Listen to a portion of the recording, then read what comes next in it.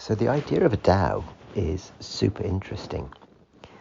And it's all to do with transaction costs.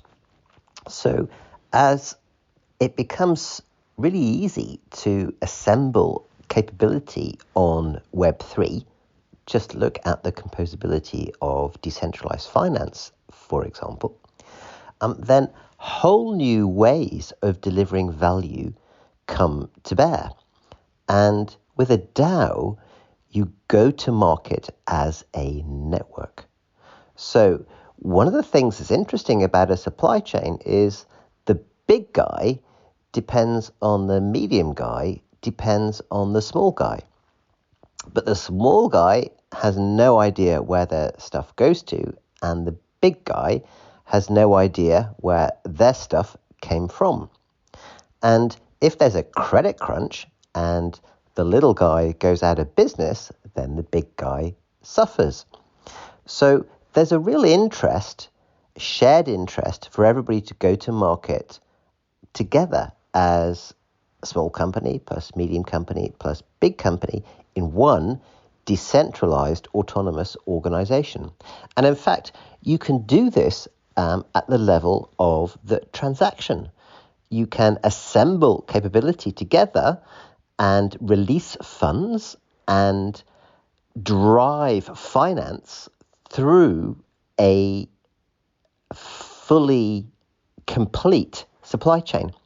A couple of examples where this is really helpful. So let's say we're tokenizing diamonds to go from the mine to the retailer.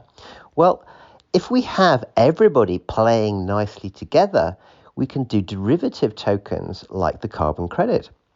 So now we can start to trade not just in the diamond, but to trade in carbon credits for that diamond. Or we could fractionalize that diamond. So suddenly all sorts of new interesting business models come to bear as you get lots of little guys come together to provide the funding to drive the completion of a mission for a DAO.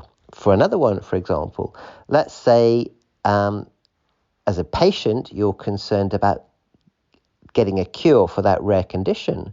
Well, in a DAO, you can get together with other like-minded people, and you can fund the most promising projects of decentralized scientists to take your data to help drive a solution towards your drug requirement.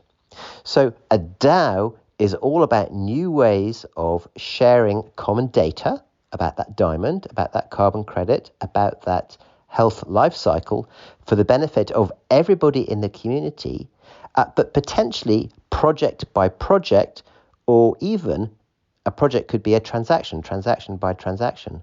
So we now get ecosystem A competing against traditional company, no doubt who's going to win there, or ecosystem A competing against ecosystem B as you go to market as a network in a DAO.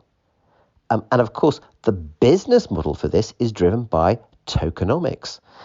So the business model is embedded in code to make sure that everybody wins. It's the tokenomics, the DAO tokenomics, that's the clever bit.